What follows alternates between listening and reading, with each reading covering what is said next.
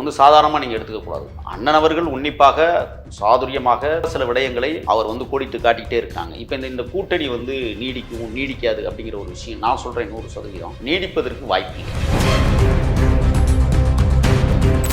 ஒரு நபருக்காகவே திருமாவளவன் அண்ணன் அவர்கள் இணங்கி செல்கிறாரோ என்கிற வருத்தம் கட்சி மட்டத்தில் இருக்கு. நான் சொல்லலை. ரவிக்குமார் அவர்களுக்காக இதெல்லாம் நிச்சயமாக 100%. ஏன் அந்த ஒருத்தருக்காக அவர் திராவிட முன்னேற்ற கழகத்தினுடைய உறுப்பினராகத்தான் இன்று வரை இருப்பதாக கட்சியில் இருக்கிறவங்க பேசுறாங்க. ரவிக்குமார் தான் விசிகாவுடைய தலைவர் மாதிரி பேசுறாரு. ஆமா, அவர் தான் இன்னைக்கு தீர்மானிக்கிறார். திமுக கூட்டணியில் இருப்பதா வேண்டாமாங்கிறத தீர்மானிக்கிறது அவர் தான். இந்த கூட்டணியை தீர்மானிக்கிற இடத்துல ரவிக்குமார் இருக்கிறார். இல்ல அப்ப திருமாவளவன் அவர்கள் இயலாமையில் இருக்கிறாங்க. நான் சொல்றேன், அது ஒரு சாதுரியமாக இயங்கக்கூடிய இயக்கம் அல்ல, சதிவலைகளை பின்னக்கூடிய இயக்கம். பம்மாத்து வேலைகளை செய்து கொண்டு விசிகாவை தன் கைப்பட வச்சுக்கிட்டா நாளைக்கு நம்ம ஆட்சி அதிகாரம். நான் சொல்றேன் 2026 திராவிட முன்னேற்ற கழகத்தோடு விசிகா கூட்டணி வச்சால் திமுக கூட்டணி தோல்வி. நான் பகிரங்கமாக குற்றம் சாட்டுகிறேன். திராவிட முன்னேற்ற கழகத்திற்கும் RSSக்கும் ஒரு மிகப்பெரிய அசண்டா உருவாக்கப்பட்டது. அது சபரீஷன் மூலமாக உருவாக்கப்பட்டது. இல்ல இது நீங்க பேசுற வேற யூகத்துல பேசுற 75வது பொன் விழாவை இன்னைக்கு கொண்டாடிட்டு இருக்கிறீங்களா? நீங்க என்ன சாதிச்சிருக்கீங்க? சேரிகள் சேரிகளாக இருக்கு. சேரியினுடைய சுடுகாடுகள் கிழக்கையும் தெற்கையும் கிடக்கிறது. அப்ப விடுதலை சிறுத்தைகளுடைய கடைமட்ட தொண்டனுடைய ஆசை என்ன தெரியுமா? திமுக கூட்டணியில் நீடிக்க கூடாது என்பதுதான். நான் அந்த நாடின ரொம்ப துல்லியமா எடுத்துட்டு தான் நான் உங்கள்கிட்ட பேசுறேன். திமுக விசிகா கூட்டணி இன்னைய வரைக்கும் அங்க சுமூகமா தொடர்ந்துகிட்டு இருக்கோம்னு சொல்லி பேட்டி கொடுக்குறாரு. முதல்வர் நேரடியா சந்திச்சு இந்த மாநாட்டுக்கு அழைப்பு இருக்கிறாரு.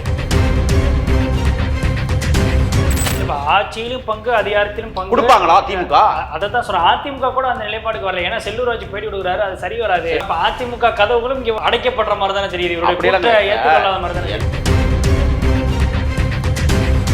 அப்போ உங்களுக்கு கூட்டணி தேவை, வலுவான கட்சிகள் தேவை. நீங்க தனித்தனியா நின்று பாருங்க. உங்களுக்கு மானம் ரோசம் வெக்கம் எல்லாம் இருந்துச்சுன்னா உதயநிதி அவர்கள் நீங்க தனியா நின்று பாருங்க. இங்க தமிழ்நாட்டில் திராவிட முன்னேற்ற கழக அரசு தமிழ்நாட்டிலிருந்து அகற்றப்பட வேண்டிய அரசு தான் நான் மாநாடு அப்படிங்கிறது தமிழக அரசுக்கு எதிராக கிடையாது. இல்ல தமிழ்நாடு அரசையும் எதிர்த்து தான். என்ன சொல்ல போனா ஸ்டாலினை எதிர்த்து தான் இது நடக்குது. வெளிப்படையா சொல்றேன்.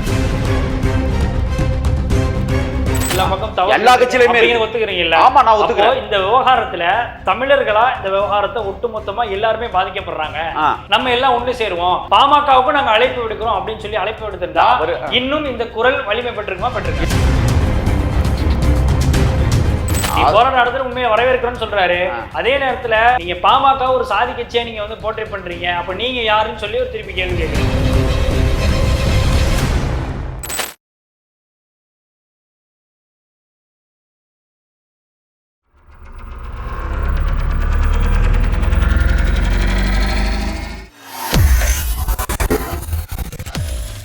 ஐத்தமிழ் நேயர்களுக்கு வணக்கம். இன்றைய நேர்காணலில் நம்மோடு இணைந்திருப்பவர் தமிழ் தேசிய ஆதரவாளரும் அரசியல் விமர்சகருமான திரு முகில் அவர்கள். அவரிடம் நடப்பு அரசியல் குறித்து விவாதிக்கலாம்.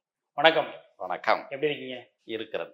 சமீபத்தில் விசிகா கட்சியினுடைய தலைவர் திருமாவளவன் அவர்கள் மது ஒழிப்பு மாநாடு அறிவித்த பிறகு பல்வேறு விமர்சனங்கள் வைக்கப்பட்டுக்கிட்டு இருக்கு. அதில் குறிப்பாக திமுக கூட்டணியை விட்டு திருமாவளவன் அவர்கள் வெளியேறப் போகிறார் அப்படின்ற விமர்சனங்கள்லாம் தொடர்ந்து எழுதுகிட்டே வருது. இன்னொரு பக்கம் திருமாவளவன் அவர்கள் முதல்வர் ஸ்டாலின் அமெரிக்காவிலிருந்து வந்த பிறகு போய் நேரடியாக சந்திச்சிருக்கிறாரு. மாநாட்டுக்கும் அழைப்பு விடுத்திருக்கிறாரு.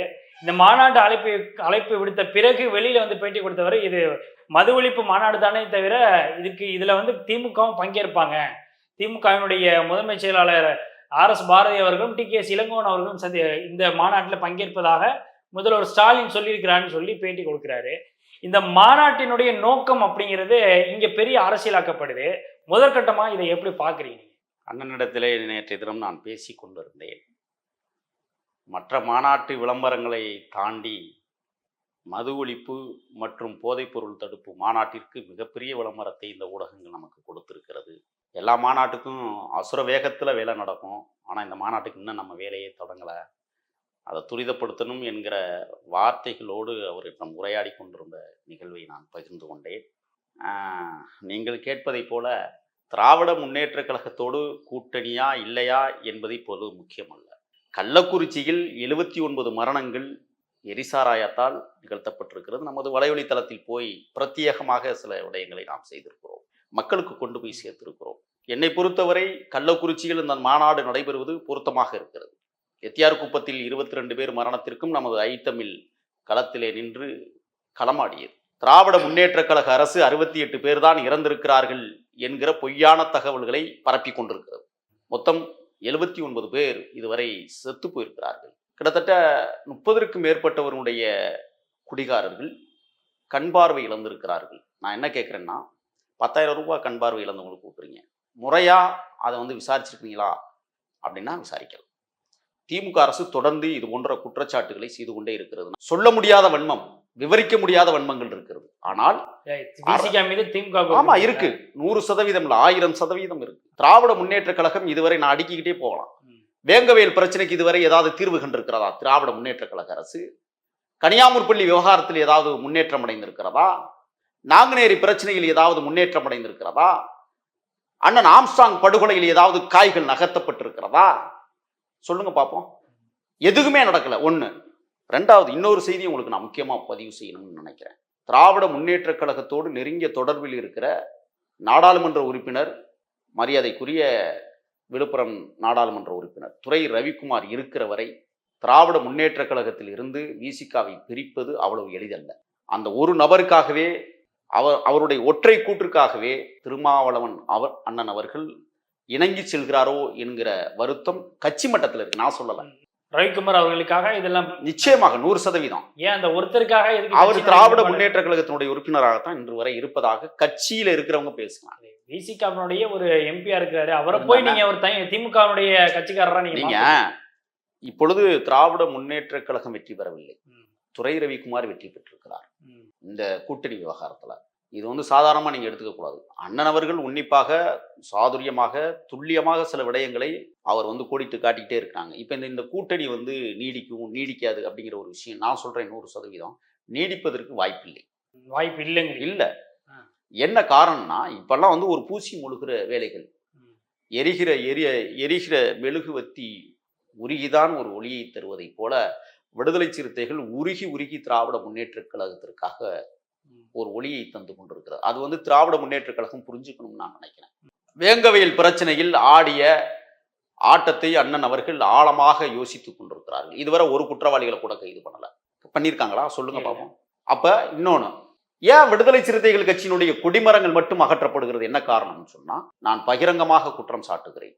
திராவிட முன்னேற்ற கழகத்திற்கும் RSSற்கும் ஒரு மிகப்பெரிய அசண்டா உருவாக்கப்பட்டிருக்கிறது. அது சபரீஷன் மூலமாக உருவாக்கப்பட்டிருக்கிறது. இதை நம்ம பேசணும்னா உடனே என்னென்ன எப்படி அப்படி அப்படிங்கிற விஷயத்துல பேச ஆரம்பிக்கும். இது நீங்க பேசுற வேற யூகத்துல பேசுற மாதிரி. அதெல்லாம் யூகமெல்லாம் கிடையாது. நீங்க மகாவிஷ்ணு ஏன் பள்ளிக்கூடத்துக்கு வந்தான் பேசுனீங்களா? RSS சாகா வகுப்புகள் அனைத்து பள்ளிகளிலும், தனியார் பள்ளிகளில் நடக்குது, எப்படி அனுமதிக்கிறீங்க? இதுக்கு பேர் என்ன?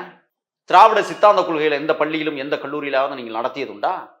சொல்லுங்க. 75வது பொன் விழாவை இன்னைக்கு கொண்டாடிக்கிட்டு இருக்கிறீங்களே, நீங்க என்ன சாதிச்சிருக்கிறீங்க? நீங்க சேரிகளாக இருக்கு. சேரியினுடைய சுடுகாடுகள் கிழக்கையும் தெற்கையும் கிடக்கிறது.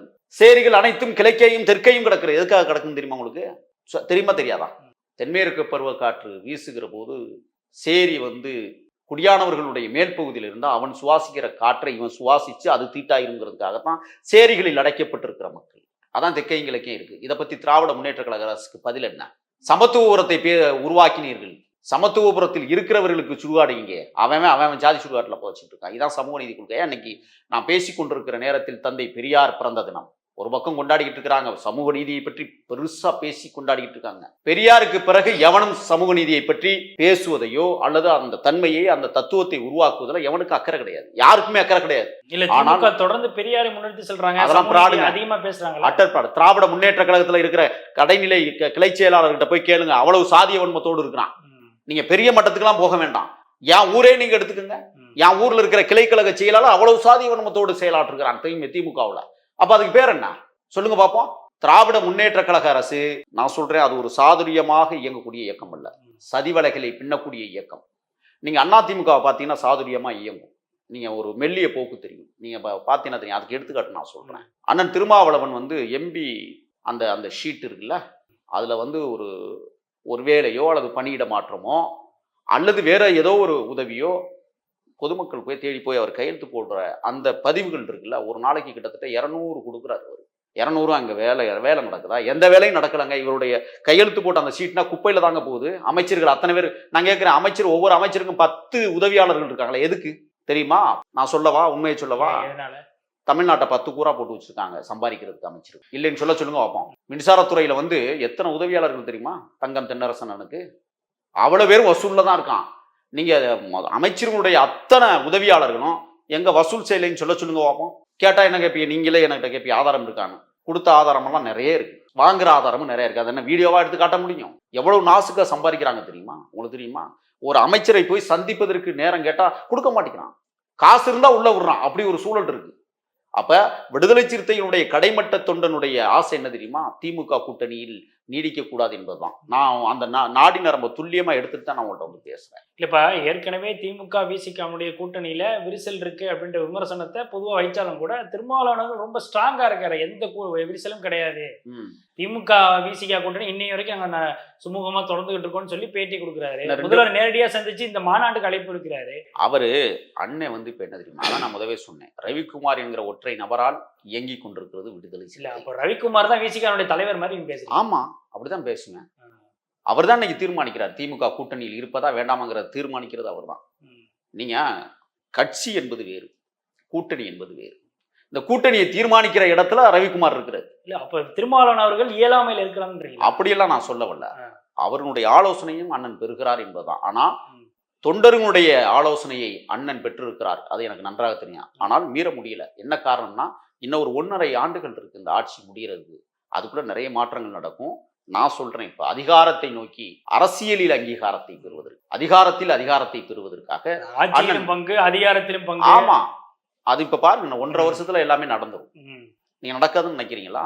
ஏன்னா என்னை பொறுத்தவரை 100% திராவிட முன்னேற்ற கழக அரசோடு அல்லது அந்த கட்சியின் கூட்டணியோடு விடுதலை சிறுத்தைகள் பயணிப்பது இனிமேல் ஒரு முள்ளு மேல நடக்கிறது அல்லது கல்லு மேல நடக்கிறது. இப்ப ஆட்சியிலும் பங்கு, அதிகாரத்திலும் பங்கு கொடுப்பாங்களா திமுக? அதான் சொல்றேன், அதிமுக கூட அந்த நிலைப்பாடுக்கு வரல. ஏன்னா செல்லூர் ராஜ் பேட்டி விடுகிறாரு, அது சரி வராது. செல்லூர் ராஜ் ஒரு ஆளை மாதிரி எல்லாம் சொல்றாங்க. அப்ப அதிமுக கதவுகளும் இங்க அடைக்கப்படுற மாதிரி தானே தெரியுது. எல்லாமே அரசியல் லாபி செய்து கொண்டிருக்கிறார்கள். நான் என்ன கேட்கிறேன்னா, நீங்கள் அண்ணன் திருமாவளவனை திமுக தக்க வைத்துக் கொண்டால் திமுகவுக்கு நல்லது. ஆனால் திமுக தக்க வைத்துக் கொள்ளுகிற அளவிற்கு இன்னைக்கு இல்லை. என்னன்னு கேட்குறீங்களா? இன்னைக்கு மாநாடு நடக்குது, அவங்க கட்சி இன்னைக்கு பெரியார் அன்னைக்கு பவள விழா கொண்டாடிக்கிறான். இன்னைக்கு மாலையில முதல்வர் ஒரு அறிவிப்பை வெளியிடுவார் நான் கருதுறேன். நான் ஏற்கனவே உதயநிதி ஒரு அறிவிப்பை வெளியிட்டாரு, இனிமே நமக்கு நாமே ஆட்சி செய்வதுதான் சரியானதுன்னு. நான் என்ன கேட்கிறேன், நமக்கு நாமே நீங்க ஆட்சி செய்றீங்கன்னு சொன்னா எந்த காலத்திலையும் உங்களால வெற்றி பெற முடியாது. 23% வாக்குகள் பெறுகிற இவ்வளவு பெரிய கட்சிகள் கூட எந்த கட்சி கூட்டணி இல்லாம நீங்க இதுவரை 1952 இருந்து இதுவரை ஏதாவது ஒரு கட்சி கூட்டணி இல்லாம ஆட்சிக்கு வந்திருக்கா? குறிப்பா திமுக வந்தது கிடையாது. குறிப்பா அண்ணா திமுகவும் வந்தது கிடையாது. இந்த மண்ணை ஆண்டவர்கள் யாரும் வந்தது கிடையாது. அப்போ உங்களுக்கு கூட்டணி தேவை, வலுவான கட்சிகள் தேவை. எங்க தனித்தனியா நின்று பாருங்க. உங்களுக்கு மானம், ரோசம், வெக்கம் எல்லாம் இருந்துச்சுன்னா உதயநிதி அவர்கள் நீங்க தனியா நின்று பாருங்க. நீங்க தமிழ்நாட்டுல யாரோடையும் கூட்டணி இல்லாம டெபாசிட் காலியாவீங்க. இவ்வளவு பெரிய இயக்கமாக இருக்கிற அண்ணா திராவிட முன்னேற்ற கழகம் பிரதமர் யாருன்னு குறிப்பிடாத ஒரே காரணத்திற்காக நாடாளுமன்ற தேர்தலில் கிட்டத்தட்ட 10க்கும் மேற்பட்ட இடங்களில் டெபாசிட் இழந்தது. தெரியுமா தெரியாதா உங்களுக்கு? அப்ப இவர்கள் எதை நோக்கி பயணிக்கிறார்கள்? திராவிட முன்னேற்ற கழகம், நான் இப்பொழுது சொல்றேங்க, இவ்வளவு நாளா ஏதோ சாயம் பூச்சிட்டு இருந்தோம்னு நம்ம நினைக்கிறோம். திராவிட முன்னேற்ற கழக அரசு தமிழ்நாட்டிலிருந்து அகற்றப்பட வேண்டிய அரசு தான் நான் பதிவு செய்கிறேன். தூக்கி எறியப்பட வேண்டும். மக்களுக்கான அரசாக செயல்படவில்லை. 1000 ரூபாய் நீங்க பணம் கொடுத்துட்டா ஓட்டு போட்டுருவான்னு நீங்க நம்பிக்கிட்டு இருக்கீங்களா? ஏற்கனவே தொலைக்காட்சியில் கொடுத்தே உங்களுக்கு ஓட்டு போடலாத ஞாபகம் இருக்கட்டும். முதல்ல கரைண்டர் கொடுத்து ஓட்டு போடல. இதெல்லாம் கடந்த கால ஹிஸ்டரி சோஸ்டிமிவே வரலாறு வழிகாட்டியாக இருக்கிறது, மறந்துடக்கூடாது. அப்ப திராவிட முன்னேற்ற கழகம் பம்மாத்து வேலைகளை செய்து கொண்டு விசிகாவை தன் கைப்பட வச்சுக்கிட்டா நாளைக்கு நம்ம ஆட்சி அதிகாரம், நான் சொல்றேன் 2026 திராவிட முன்னேற்ற கழகத்தோடு விசிகா கூட்டணி வச்சாலும் திமுக கூட்டணி தோக்குது. எழுதி வச்சுக்கோங்க. நடக்கலைன்னா நீங்க சொல்ற, நான் கேட்கிறேன், என்ன நினைச்சுக்கிட்டு இருக்கிறீங்க நீங்க? இல்ல, ஒரு பக்கம் விசிகாவுக்கு கடுமையான நெருக்கடிகள் கொடுக்கப்படுது அப்படின்றத பல விசிகாவை சேர்ந்த நிர்வாகிகளே புலம்புறாங்க. அதை ரொம்ப வெளிப்படையாகவே பேச ஆரம்பிச்சிட்டாங்க. இந்த விஷயத்துல இன்னும் ஒரு படி தாண்டி 163 விசிகா கொடிகளை இது வரைக்கும் அகற்றிருக்கிறாங்க. ஆமா, ஒரு சில இடங்களை நடவிடாமே பண்ணியிருக்கிறாங்கன்னு சொல்லி சங்கத்தமிழன் அவர்கள் நம்முடைய நேர்காணல். நான் என்ன கேட்கிறேன்னா, அந்த அளவுக்கு விசிகாவுக்கு நெருக்கடி கொடுக்குறாங்கன்னு தெரிஞ்சும் கூட திமுக கூட இன்னைக்கு வரைக்கும் கூட்டணியில தானே தொடரணும்னு சொல்றாரு. அதான் அதுக்கு காரணம் ரவிக்குமார் தான் நான் சொல்ல வரேன். அது காரணம் ரவிக்குமார் தான். ரவிக்குமார் களை எடுத்தா விசிகாக சரியா இருக்குன்னு நான் நினைக்கிறேன். என்ன ஏன் இவ்வளவு நான் பேச ரவிக்குமார் எனக்கு வந்து நல்லதும் செய்யலை தீங்கும் செய்யலை. ஆனால் ஒரு பொதுவான நோக்கத்தோடு பார்த்தோம். ஏனால் ரவிக்குமார் செய்கிற ரவிக்குமாருடைய சிந்தனைகள் அனைத்தும் திராவிட முன்னேற்ற கழக சிந்தனையாக ஒட்டுமொத்த விசிகாவுடைய நிலைப்பாட ஒரே ஆளு மேல நீங்க பழி தூக்கி போடுறது அப்படின்னு சரிதான் சரிதான். இப்ப நீங்க ஒண்ணும் இல்லைங்க, ரவிக்குமார் கட்சியை விட்டு வெளியில போறாருன்னு வச்சுக்கோங்க, என்ன நடக்கும்? கட்சிக்குள்ள ஒண்ணுமே நடக்காது. அந்த ஆள் பின்னாடி ஒரு ஆள் போக சொல்லுங்க பார்ப்போம், யாருமே போக மாட்டாங்க. அது காரணம் என்ன? அவருடைய நிலைப்பாடு போலியானது. அறிவாளியா இருக்கலாங்க, அறிவாளி பொழுது தேவையில்லை, ஆற்றலாளர்கள் தான் தேவை. விசிகாவுக்கு வந்து அறிவாளிகள் ஏகப்பட்ட பேர் இருக்காங்க. அவர்கள் கட்சியை முன்னெடுத்து செல்வதிலே மிகப்பெரிய பங்காற்றி கொண்டிருக்கிறார்கள். ரவிக்குமார் போன்ற அறிவாளிகள் தான் கட்சியை தூக்கி நிறுத்துங்கிறது அவசியம் இல்லை. விடுதலை சிறுத்தைகளை மிகப்பெரிய அதாவது கட்சிக்காரங்களே தொண்டர்களை சொல்லக்கூடிய விஷயத்தை தான் நான் பேசிட்டு இருக்கிறேன். ரவிக்குமாரை ஏற்றுக்கொள்ளவே முடியாத ஒரு நபராக இருக்கிறார் என்றுதான் இதுவரை நீங்க போய் வணக்கம் சொன்ன கூட சொல்ல மாட்டார். அந்த தொண்டனுக்கு வணக்கம் சொல்லுகிற தலைவன் தானே வேண்டும் இந்த நாட்டுக்கு. அண்ணன் திருமா அவர்கள் நீங்க போனாவே வந்து கூப்பிட்டு என்ன வேணும் ஏது வேணும் உங்களை நல விசாரிப்பார், உட்கார வச்சு பேசுவார். அந்த தன்மை தலைவரிடத்திலே கற்றுக்கொள்ளாத ஒரு மனிதராக இன்றைக்கும் அது யாருடைய போக்கு தெரியுமா? திமுக காரனுடைய போக்கு. தொண்டர்களை ஒழுங்கா மதிக்க மாட்டாரு, யாரையுமே மதிக்க மாட்டார். அவர் எங்க மதிக்க சொல்லுங்க பார்ப்போம். யாரையுமே அனுசரிக்க மாட்டார். அவர் போக்குக்கு போயிட்டு இருப்பார். ஏதோ இவர் தான் உலகத்துல மிகச்சிறந்த அறிவாளியும், இவர் தான் வந்து பண்பட்டவராகவும், இவர் தான் அம்பேத்கருடைய கொள்கைகள் அனைத்தையும் அப்படியே தூக்கி கும்பத்துல நிலைநிறுத்துவதை போல பேசுவார். ஒன்னா ஜீரோ, ஒண்ணும் இல்லை. அவ்வளவு பெரிய அறிவாற்றல்லாம் கிடையாதுங்க. என்னை பொறுத்தவரை நான் தான் சொல்லுவேன், ஒரு மனிதன் தனக்கான தேசிய இனத்தை அடையாளம் கொண்டு அந்த இனத்திற்காக பேசக்கூடியவன் தலைவனாக இருக்க முடியும். அதை திருமாவளவன் தொடர்ந்து செஞ்சுக்கிட்டு இருக்கிறாரு. இப்ப நீங்க நினைக்கிறீங்க திமுக கூட்டணியில இது எல்லாமே அரசியல். இதுல அரசியல் சாதுரியம் அப்படின்னு ஒரு பக்கம் நீங்க தட்டி கழிச்சுட்டு போனாலும் கூட மது ஒழிப்பு அப்படின்றது இங்க முக்கியமான ஒரு பங்காற்றிட்டு இருக்கு. ஏன்னா பல கட்சிகள் இந்த விவகாரத்தை கையில் எடுக்கிறாங்க. பாமகவும் இந்த விவகாரத்தை வலியுறுத்துது, மற்ற கட்சிகளும் வலியுறுத்த தான் செய்யறாங்க. ஆனா இது வந்து இந்திய அரசுக்கு எதிராக நாங்க வந்து இந்த மாநாட்டை நாங்க பண்றோம், இந்திய அரசுகிட்ட இது நாங்க விவகாரத்தை வலியுறுத்துறோம், ஒட்டுமொத்த இந்திய அளவுல மதுவிலக்கு அமல்படுத்தணும்னு சொல்லி நாங்க வந்து அதை வலியுறுத்தி தான் அந்த மாநாட்டை நடத்துறோம்னு சொல்லி இங்க இருக்கக்கூடிய அரசுக்கு எதிராக எந்த ஒரு விவகாரம் செய்யாம அந்த அரசை சேர்ந்த கட்சியை சேர்ந்த நிர்வாகிகளே வந்து அழைப்பது அப்படிங்கிறது சரியானதா இருக்குமா? மக்கள் ஏத்துக்குறாங்க இல்ல? இது இப்ப எல்லாருக்கும் பயமே என்ன தெரியுமா? இந்தியா முழுக்க பேச ஆரம்பித்து விட்டான் திருமாவளவன். அகில இந்தியத்தினுடைய தலைவராக போகிறார் திருமாவளவன். இதுதான் நிறைய பேருக்கு புளிய கரைச்சிட்டு இருக்கு. இப்ப கட்சி வேகமா எல்லா இடத்துலையும் பரவிட்டு இருக்கு. இவனுடைய வளர்ச்சி பெருசா இருக்கே, இதை பிடித்து கொள்ளாதவர்கள், இதை ஏற்றுக்கொள்ளாதவர்கள் சொல்லுகிற கருத்தை தான் நீங்க இப்ப என்கிட்ட கேள்வியா கேட்குறீங்க. ஒரே ஒரு செய்தி, இந்தியா முழுமைக்கும் தானே நேதாஜியோ காந்தியோ போராடினாங்க. காந்தி பிறந்த அக்டோபர் 2 தான் மது ஒழிப்புக்கான மாநாட தொடங்குறாங்க. காந்தி வந்து இந்தியா முழுமைக்கும் இருக்கிற அந்த மதுவை ஒழிக்க வேண்டும் தான் அவர் போராடி இருக்கிறாரு. தமிழ்நாட்டு அவர் குஜராத் மாநிலத்தை அப்படிங்கிறதுக்காக குஜராத்துக்கு மட்டும் அவர் போராடினாரா? சொல்லுங்க பார்ப்போம். இல்ல, ஒரு மாநாடு ஒரு மாநிலத்தினுடைய இங்க இருக்கக்கூடிய பிரச்சனைகளை மையமா வச்சு போராட்டம் நடத்தும் பொழுது இங்க இந்த மாநிலத்துல மதுவிலக்கு அமல்படுத்தணும் அப்படின்ற ஒரு கோரிக்கையை இங்க மாநில அரசுக்கு எதிராக வலுவா வைக்கும் போது தானே அது வலிமை பெறும், மற்ற மாநிலங்களுக்கு பரவும். நீங்க இப்ப குஜராத்ல வந்து மதுவே இல்லைன்னு சொல்றாங்க, சாராயம் எப்படி வருது சொல்லுங்க நீங்க? அதுக்கு பதில் ஒரு பக்கம் கள்ளச்சாராயங்கள்லாம் நடந்துகிட்டு தான் இருக்கு. அப்ப அதுக்கு தான் அவர் தேசிய கொள்கையாக அதை அறிவிக்கிறார்.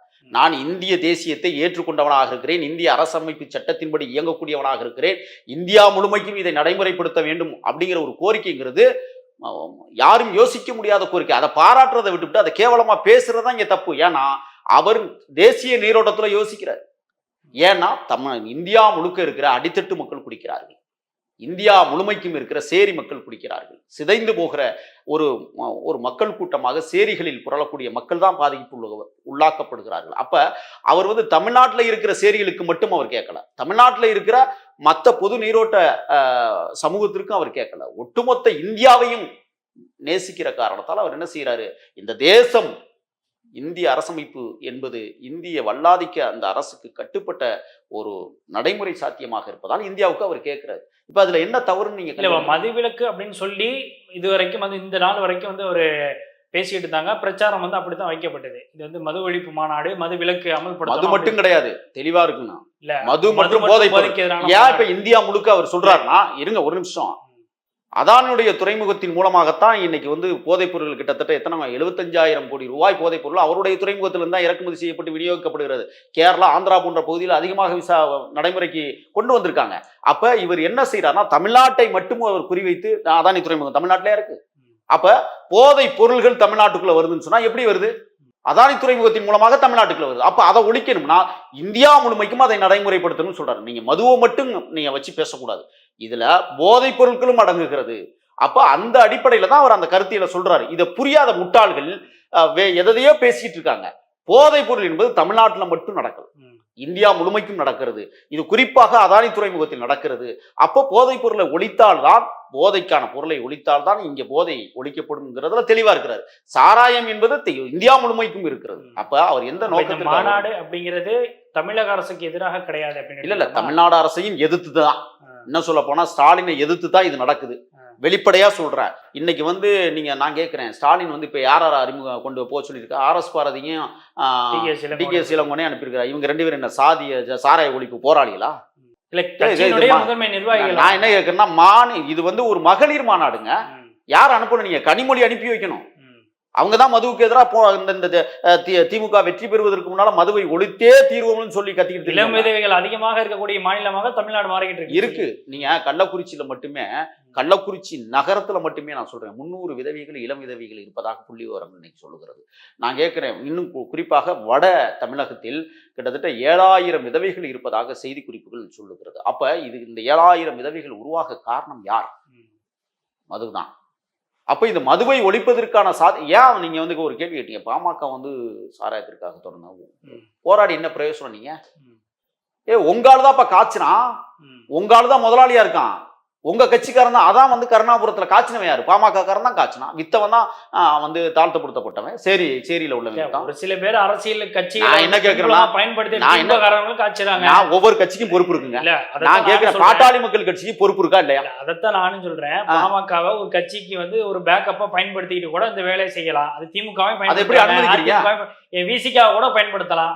அது ஒரு கட்சியினுடைய நிலைப்பாடு வச்சு அவங்க கொள்கை முடிவா அந்த விவகாரத்துல மது தொடர்ந்து போராடி. நான் என்ன சொல்றேன், நீங்க கேட்கிற மதுக்கடைகளை மூடன்னு சொல்லி தொடர்ந்து வலியுறுத்தினாங்க. 2008 இப்ப ராமதாஸ் அவர்கள் கலைஞர் அவர்களை சந்திச்சு இந்த விவகாரத்தை கீழே எடுக்கும் போது அவருக்காகவே அந்த விவகாரத்துல கலைஞர் அவர்கள் மதுக்கடைகள் இதுக்கப்புறம் புதிதாக திறக்க மாட்டோம்னு சொல்லி அறிக்கை வெளியிட்டாங்க. நான் ஒண்ணு சொல்றேன், கடந்த கால வரலாறு. நான் ஒண்ணு சொல்றேன், ஒவ்வொரு கட்சிக்குமான கிளை செயலாளர் ஊர்ல இருக்கிறானா இல்லையா? அவனை பொறுக்கி திங்கிறானா?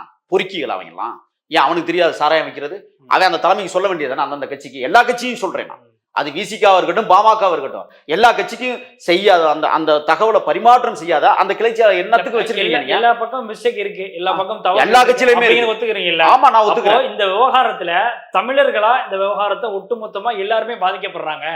எல்லாரும் இந்த மதுவிலக்குக்கு தொடர்ந்து குரல் கொடுக்கணும். ஏன்னா தொடர்ந்து குரல் கொடுத்துட்டு இருக்கீங்க. அவருக்கு அந்த குரல் அப்படின்றது இன்னும் வலுப்பெறணும் அப்படின்னா நம்ம எல்லாம் ஒண்ணு சேருவோம், பாமகவுக்கும் நாங்க அழைப்பு விடுக்கிறோம் அப்படின்னு சொல்லி அழைப்பு விடுத்திருந்தா இன்னும் இந்த குரல் வலிமை பெற்றிருக்குமா? பெற்றிருக்கா? இல்ல, அவரு ஒரு நிலைப்பாடு எடுத்திருக்கிறார். இது இன்னைக்கு நேத்து எடுத்ததுல 2013 நாயக்கன் குட்டாய் கலவரம் இளவரசனுடைய மரணத்துல எடுக்கப்பட்ட முடிவு.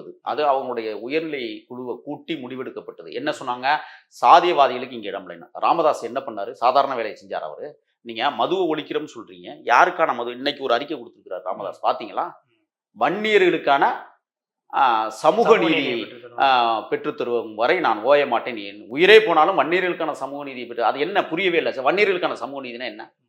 இதுக்கு என்ன அர்த்தம் சொல்லுங்க பார்ப்போம். அவர் மயன் சொல்றாரு நாங்கள் PhD, அவர் இப்போ தான் LKGன்னு சொல்றாரு. ஆமா, நீங்க PhD தான், சாராயம் காய்ச்சறதுலையும் சாராயம் விற்கிறதுலையும் மிகப்பெரிய PhD தான். நான் கேட்குறேன், தேர்வு எழுதுவீங்களா 2 பேரும்? அண்ணன் திருமாவளவனோட உங்களால தேர்வு எழுத முடியுமா? சொல்றதே அவர் மதுவிலக்கு விவகாரத்துல தொடர்ந்து குரல் எழுப்புறது நாங்க தான். குரல் எழுப்புறது முன்னாடியே நாங்க இந்த விவகாரத்துல கிட்டத்தட்ட கட்சியினுடைய கொள்கையாவே எடுத்து நாங்க பண்ணிட்டு இருக்கோம். விசிகா இதுதான் இப்பதான் அந்த வலிமை இது பண்றாங்கன்னு சொல்லி அவர் ஆதரவும் தெரிவிக்கிறாரு. நீங்க போராட்ட நடத்துற உண்மையை வரவேற்கிறோம்னு சொல்றாரு. அதே நேரத்துல நீங்க பாமக ஒரு சாதி கட்சியை நீங்க போர்ட்ரே பண்றீங்க, அப்ப நீங்க யாருன்னு சொல்லி ஒரு திருப்பி கேள்வி கேட்கிறேன். சரி, நான் கேட்கிறேன், இதுவரை பாட்டாளி மக்கள் கட்சி மது ஒழிப்பிற்காக செய்த தியாகம் என்ன? குரல் மட்டும் எழுப்புனா போதுமா? இல்ல, பல்வேறு போராட்டங்கள் நடத்திருக்காங்க. அரசுக்கு அழுத்தம் கொடுத்து அதற்கான முயற்சி சொல்றேன். ஒரு கட்சியா அவங்க என்ன பண்ண முடியுமோ, அவங்களால என்ன பண்ண முடியுமோ அவங்க பண்ணிருக்காங்க. இன்னும் ஆட்சி அதிகாரத்துல வரல. தைலாபுரத்துல இங்க உங்களுடைய கூட்டணி ஆட்சி தான் நடந்துகிட்டு இருக்கு. இல்ல, தைலாபுரத்துல இருக்கிற சாராய கடை ஒழிச்சிட்டீங்களா? கலிங்கப்பட்டியில ஒரு சாராய கடையை உருவாக்கி இல்ல, ஒரு நான் கேட்கறதுக்கு மாதிரி சொல்லுங்க, வைகோனுடைய தாயார் மாரியம்மாள் அவர்கள் அந்த சாராய கடையை அடிச்சு நொறுக்கி பெரிய பிரச்சனையாகி அந்த ஊர்ல இன்னைக்கு வர சாராயம் இல்லை. அதுதான் மது ஒழிப்பிற்கான போராட்டம். நீங்க எத்தனை எல்லா போராட்டம் மதுக்கடையிலும் உடைக்கணுங்கிறீங்களா? உடைக்கிறதுல என்ன தப்பு இருக்குன்னு தான் நான் கேட்கிறேன். என்ன தப்பு இருக்கு? அது வயலன்ஸ், அது அஃபென்ஸ், அது வந்து ஒரு சட்டப்புறம்பா. ஏங்க மக்களை கொண்டுகிட்டு இருக்கிறதே சாராயம் தாங்க, உங்களுடைய மது தாங்க. அப்ப இந்த மதுவை ஒழிக்காம எப்படி மக்கள் செத்துக்கிட்டு இருக்கான்? நீங்க குடிச்சு விசச்சாராயம் குடிச்சு சாகிறதை காட்டிலும் இந்த ஒயின் ஷாப்ல குடிச்சு சாகிறவன் தான் அதிகமான பேரா இருக்கான். அப்ப அதுக்கான தீர்வு என்ன? நான் என்ன கேட்கிறேன்னா, நீங்கள் சாவை வன்முறையா நிகழ்த்தல, கொஞ்சம் கொஞ்சமா நீங்க வந்து எப்படி குடிக்க வச்சு கொள்றீங்க. அப்ப நாங்க என்ன செய்யறோம்னா, இது கொஞ்சம் கொஞ்சமா ஒழிங்கன்னு சொல்லி போராடுறது இனிமே வாய்ப்பு இல்லை. ஏன்னா இவங்க என்ன பண்ணிட்டாங்க, இப்ப 45,000 கோடி இலக்கு அடுத்த வருஷம் அறிவிச்சிருவாங்க, 50,000 கோடி இலக்குன்னு சொல்லுவாங்க. அதைத்தான் அண்ணன் திருமாவளவன் அழகா தெளிவா சொல்றாரு. என்ன சொல்றாரு? நீங்கள் மதுக்கடைகளை மூடுவதை விட வருமானத்தை குறைப்பதற்கான வழிவகைகளை செய்யுங்கன்னு சொல்றாரு. 40,000 கோடியை உருவாக்குங்க, 35,000 கோடியை ஏன்னா இப்ப ஒரு ஊர்ல வந்து 2 மதுபான கடை இருக்கு, ஒரு கடையை நீங்க மூடுறீங்க, கூட்டம் வராம இருக்குமா அந்த ஒரு கடைக்கு? சொல்லுங்க. 2 கடைக்கு சேர்ந்த கூட்டம் ஒரு கடைக்கு வரும். அப்ப இது வருமானத்தை பெருக்குகிற. இப்ப நான் என்ன கேட்கிறேன், மந்தை வெளியில இப்ப அண்மையில இந்த மது ஒழிப்பு மாநாட்டு பிரச்சனைக்கு பிறகும் கூட நீங்க மந்த வெளியில போய் ஒரு கடையை திறக்கிறீங்க. திராவிட முன்னேற்ற கழக அரசு தான் திறக்கு. இதை எந்த நோக்கத்துக்காக திறக்கிறீங்க சொல்லுங்க பாப்போம். அப்போ உங்களுடைய நோக்கம் என்னன்னா, இங்க நான் எதுக்காக கோபப்படுறேன்னா, மது குடிக்கிறவனை வந்து நீங்க குடிக்கிறவன் சாகுறாங்கிறத தாட்டிலும் இன்னொன்னு இருக்கு. உனக்கான தேசிய உணர்வு, உனக்கான மொழி உணர்வு, உனக்கான போராட்ட உணர்வை எல்லாம் மழுங்கடிக்கிற வேலையை இந்த மதுகள் தான் செய்கிறது. நீங்க பாத்தீங்கன்னா கல்லூரிகள்ல ஒரு காலத்துல வந்து அரசியல்வாதிகளை அங்கிருந்து தான் பிறப்பாங்க, தேர்தல் நடத்துவாங்க கல்லூரிகள்ல. இப்ப எங்கேயாவது தேர்தல் நடத்தி பார்த்திருக்கீங்களா? கல்லூரி பேரவை தேர்தல் எங்கேயாவது நடக்குதா? பெரிய அளவில் நடக்குது இல்லை. ஏன் நடக்கல? மழுங்கடிக்கிற வேலையை திட்டமிட்டு திராவிட இயக்கங்கள் தொடர்ந்து இந்த மண்ணிலை செய்து கொண்டிருக்கிறது. குறிப்பா திமுக அதை அதிக அளவு செஞ்சுக்கிட்டு இருக்கு. அதுதான் உண்மை. இப்ப நான் என்ன கேட்கிறேன், மகளிர்களே மது குடிக்கிற அளவிற்கு இந்த தேசம் தள்ளப்பட்டு இருக்கிறது என்றால் அப்ப இது யாருடைய பிழை? 2 அரசுகளும் மாறி மாறி இந்த நாட்டை ஆண்டிருக்குல்ல, 2 பேருமே குற்றவாளிகள் தான் நான் சொல்றேன். இப்ப அண்ணன் வந்து திமுகவை போய் அழைக்கிறதுனால மது ஒழிஞ்சிரும் நீங்க நினைக்கிறீங்களா? ஒழியாது, அவங்க ஒழிக்க மாட்டாங்க. அண்ணா திமுகவோட கூட்டணி சேர்ந்தா மது ஒழிஞ்சிரும்னு நினைக்கிறீங்களா? அப்ப இவர் என்ன செய்யறாரு, கத்தி மேல நின்றுகிட்டு இருக்காரு. வேற வழி இல்லை. ஒரு ஆதிக்க கட்சிகிட்ட போய் நம்ம அடிபணிஞ்சுதான் சில கோரிக்கைகளை நிறைவேற்ற முடியும் என்கிற இடத்துக்கு இன்னைக்கு அண்ணன் தள்ளப்பட்டிருக்கிறாருன்னு சொன்னா, இப்ப இங்க இந்த 2 இயக்கங்கள் என்ன செய்யும், இவரை வந்து உருட்ட பார்க்குது. திமுகவும் உருட்டுது, அண்ணா திமுகவும் உருட்டுது. நான் என்ன கேட்கிறேன்னா, இந்த 2 பேரும் தான் தமிழ்நாட்டை ஆளணுமா? அதை தாண்டி இங்க மனிதனே கிடையாதா? ஏன் இவருக்கான ஆளுமை இல்லையா? ஏன் இவர் அங்கீகரிக்க மறுக்கிறார்கள்? நிச்சயமாக பல்வேறு கேள்விகளுக்கு ரொம்ப தெளிவாக சொன்னீங்க. என்னுடைய அரங்கிற்கு வந்து நேர்காணல் எடுத்ததற்கு மிக்க நன்றி. நன்றி.